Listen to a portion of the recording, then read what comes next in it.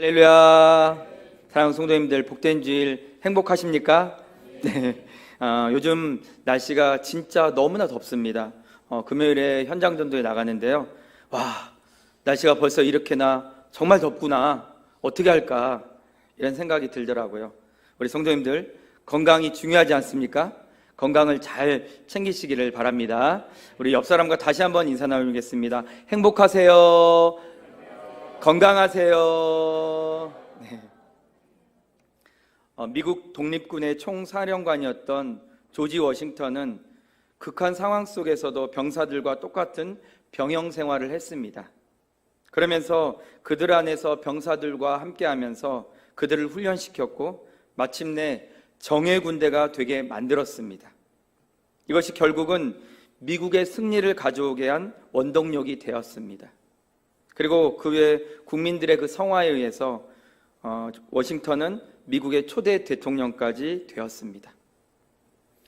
미국 펜실베니아주 벨리포즈라는 곳이 있는데 이곳에서 워싱턴은 그의 생애에서 가장 어려운 시절을 보냈습니다. 그 공원 안에는 워싱턴 기념교회가 있는데 거기에 조지 워싱턴의 기도가 다음과 같이 기록되어 있다고 합니다. 전능하신 하나님, 이 나라의 지도자로 하여금 하나님의 말씀에 순종하게 하시고 국민들을 사랑하는 진정한 형제를 갖게 하시옵소서. 지도자들이 솔선하여 정의로운 생활을 하게 하시고 자비를 사랑하고 행복한 나라를 만들기 위해서 겸손히 백성을 섬기는 자가 되게 하소서. 그뿐만 아니라 대통령 시절 그의 비서였던 로버트 루이스의 증언에 의하면 그 대통령의 일과는 새벽 4시에 서재에 들어가 성경이 펼쳐져 있는 작은 그 탁자 앞에서 무릎을 꿇고 기도하는 것으로부터 시작되었다고 합니다. 사랑하는 성도님들, 조지 워싱턴 대통령은 자신이 붙잡은 다림줄이 있었습니다. 그것은 무엇인가요? 바로 하나님을 향한 믿음이었습니다. 하나님을 향한 믿음을 그는 굳게 붙잡고 날마다 그 믿음 안에서 모든 일을 기도로 결정했던 사람이 조지 워싱턴입니다. 한 나라의 대통령이었음에도 불구하고 그는 매일 그 다림줄을 붙잡고 기도의 자리로 나아갔습니다. 하나님 앞에 얼마나 겸손한 태도입니까? 얼마나 신실하게 하나님을 의지한 사람입니까? 우리가 조지 워싱턴을 기억할 때도 기도하는 대통령으로 기억하지 않습니까? 평생에 그의 믿음이라는 다림줄을 두고 자신의 삶을 막 점검을 했고 자신의 태도를 점검했을 뿐만 아니라 자신의 사명도 점검했던 것이지요. 사랑하는 성도님들, 우리 성도님들이 붙잡고 계시는 그 다림줄은 무엇입니까? 성공이라는 그 다림줄을 두고 얼마큼의 그 부요함이 우리 가정을 채우고 있는지 막 재고 계시진 않습니까? 건강이라는 그 다림줄을 두고 매일 얼마큼 살이 빠지고 피부가 윤택했는지를 재고 계시지는 않으십니까? 사랑하는 성도님들, 우리는 기억해야 합니다. 하나님의 손에 다림줄을 들고 우리를 향해 서 계시다는 사실을 잊지 마셔야겠습니다. 하나님은 우리를 측량해 보고 계십니다. 우리의 온전한 삶을 측량해 보고 계시고 무엇에서 그릇된 길로 나가고 있는지를 살펴보시고 계시는 분이 우리 하나님이십니다. 하나님 없이도 된다는 생각으로 오직 내 힘, 내 경험을 의지하며 삶을 살고 있지는 않는지 우리 하나님이 우리를 살펴보고 계십니다. 하나님의 눈이 우리 인생 위에서 우리를 바라보고 계시다는 사실을 우리는 잊어서는 안 되겠습니다. 한 사람도 이 땅에서 죽음을 피해갈 수 있는 사람 없습니다. 우리 모두는 다 죽습니다. 그리고 죽음 이후에 하나님 보좌 앞을 피할 사람 아무도 없습니다. 하늘과 땅과 그 안에 속한 모든 것은 창조자이신 하나님의 심판을 누구도 피할 수 없다고 성경은 분명하게 말하고 있습니다. 미국의 척 피어스 목사님은 이렇게 말씀하십니다. 하나님에 대한 무지는 멸망의 때에 변명의 근거가 될 수 없다, 이렇게 말씀하셨습니다. 그렇습니다. 로마서 1장 19절은 하나님은 우리에게 분명히 하나님을 알만한 것들을 주셨다고 했습니다. 우리 다 같이 로마서 1장 20절 말씀 함께 읽어보겠습니다. 창세로부터 그의 보이지 아니하는 것들 곧 그의 영원하신 능력과 신성이 그가 만드신 만물에 분명히 보여 알려졌나니 그러므로 그들이 핑계하지 못할지니라. 아멘. 하나님은 이 세상을 창조하실 때부터 하나님의 그 보이지 않는 속성, 곧 그분의 영원하신 능력과 신성을 만물 속에 두시고 사람이 보고 깨닫게 두셨다는 것입니다. 그래서 하나님을 모른다고 절대로 핑계할 수 없도록 하셨다는 것입니다. 그렇습니다. 파도의 그 웅장함을 보고서 우리는 하나님을 볼 수 있습니다. 어디서부터 온지 알 수 없는 그 바람 앞에서도 우리는 하나님을 느낄 수 있습니다. 하나님을 알고자 하는 마음을 두지 않아서 그렇지, 하나님에 대해서 우리가 알고자 하면 우리는 만물을 통해서 우리 하나님을 알 수가 있습니다. 하나님이 그렇게 자신을 드러내 놓으셨습니다. 사랑하는 성도님들, 훗날 우리가 하나님 앞에 서면 어느 누구도 하나님 당신을 알지 못합니다 이렇게 핑계댈 수 없다는 말씀입니다.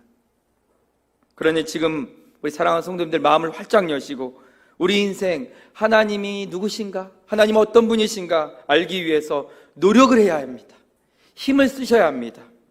하나님은 자신을 사랑하는 방법에 대해서 성경에서 말씀해 주고 계십니다. 우리 다 같이 마가복음 12장 30절 말씀 함께 읽어보겠습니다. 내 마음을 다하고 목숨을 다하고 뜻을 다하고 힘을 다하여 주 너희 하나님을 사랑하라 하신 것이요. 그렇습니다.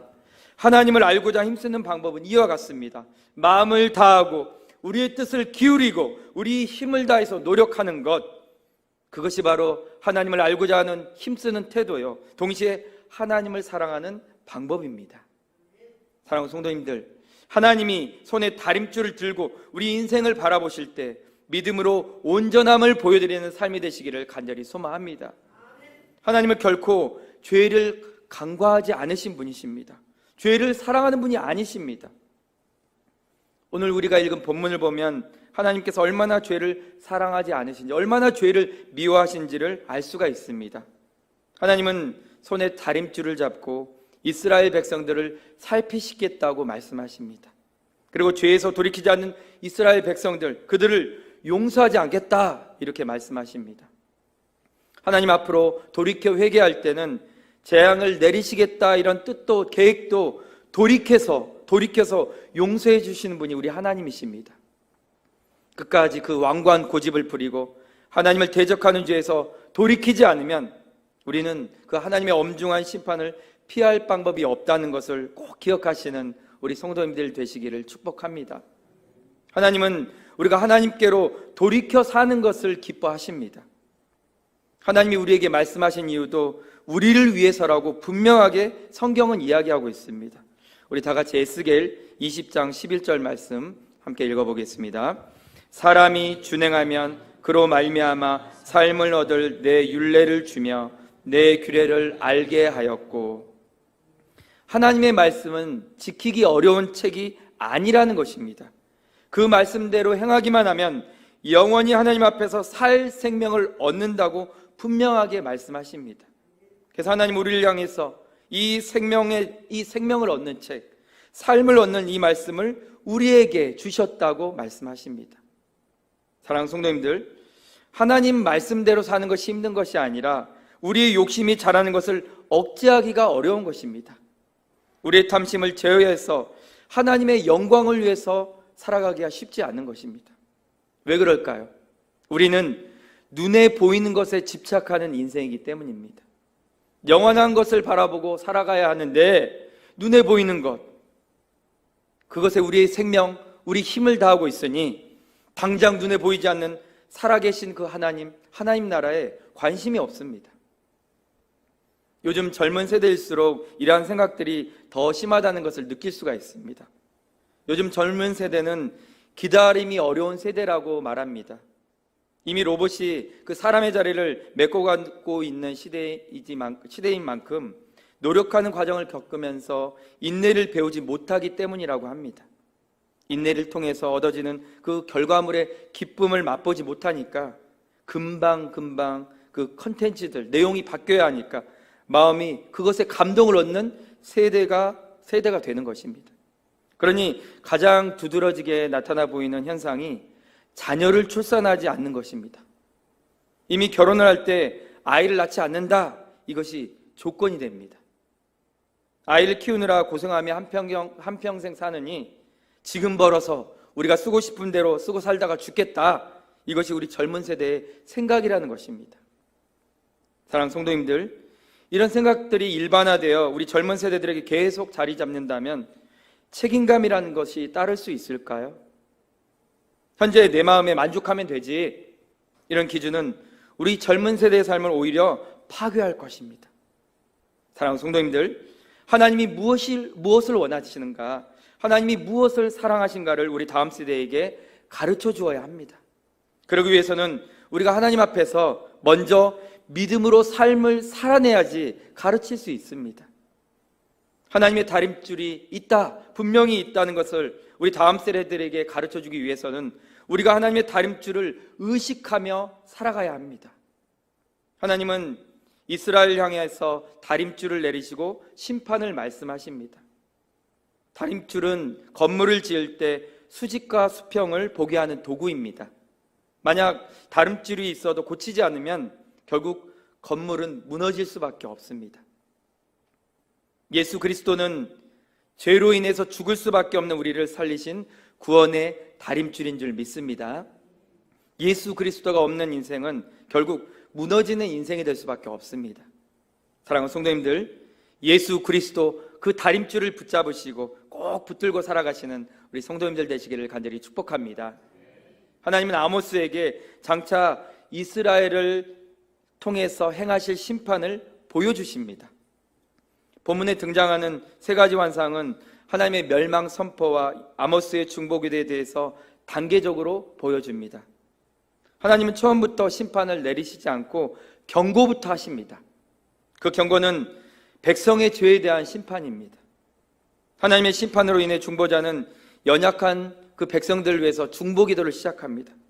하나님은 하나님의 인내로 들으시고 재앙을 돌이키시지만 계속되는 그 백성의 죄로 인해서 마침내 하나님은 더 이상 중보기도를 듣지 않으시고 멸망을 결정하십니다. 오늘 본문에는 백성을 향한 그 중보의 과정이 담겨 있습니다. 왕이 풀을 벤 후에 백성의 몫으로 자라는 풀을 메뚜기가 먹어치우는 첫 번째 환상을 본 그 아모스는 야곱의 연약함을 막 강조하며 하나님께 용서를 구했고 그것이 응답되었습니다. 그 불의 징벌로 큰 바닷물이 말리고 또 육지의 농토를 황무지로 만드는 두 번째 환상을 본 그 아모스는 이를 두고 또 중보기도를 합니다. 그리고 이번에도 기도로 인해 재앙을 면했습니다. 사랑하는 성도님들, 하나님은 우리가 죄를 지어도 돌이키시면 용서를 해 주십니다. 돌이켜서 하나님을 아는 것을 붙잡고 믿음을 지키시면 언제든 뜻을 돌이켜 용서해 주시고 긍휼을 베풀어 주시는 분이 우리 하나님이십니다. 그런데 하나님이 이 긍휼하신 은혜를 얻지 못하는 이유는 완고함, 그 완고함의 고집 때문입니다. 하나님은 우리에게 용서를 베푸시는 분이시지만 그 용서가 계속되지 않습니다. 하나님은 손에 다림줄을 잡으시고 이스라엘 백성들을 살펴보시는 분이십니다. 그리고 또한 우리를 살펴보시는 분이십니다. 하나님 우리를 재어보시는 분이시라고 하는 그 사실을 우리는 잊어서는 안 되겠습니다. 오늘 본문 7절 말씀 우리 같이 한번 읽어보겠습니다. 또 내게 보이신 것이 이러하니라. 다림줄을 가지고 쌓은 담 곁에 주께서 손에 다림줄을 잡고 서섰더니. 하나님의 손에 다림줄이 있습니다. 여기서 말하는 쌓은 담은 이스라엘 공동체를 상징합니다. 하나님은 다림줄로 언약 백성들을 재어보십니다.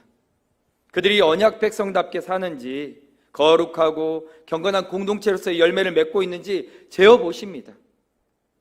다림줄은 하나님의 손에 들린 공평한 잣대입니다. 이 다림줄은 하나님의 말씀을 상징합니다. 말씀은 그 언약 백성의 절대적인 삶의 표준이 되어야 합니다. 사랑하는 성도님들, 하나님은 우리에게도 다림줄을 잡고 서 계십니다. 우리 역시 이 말씀의 다림줄을 잡고 살아가야 할 줄 믿습니다. 말씀이 우리 삶의 절대적인 표준이 되어야 하고, 우리는 말씀 안에서 신앙의 집을 잘 건축해야 하는 것입니다.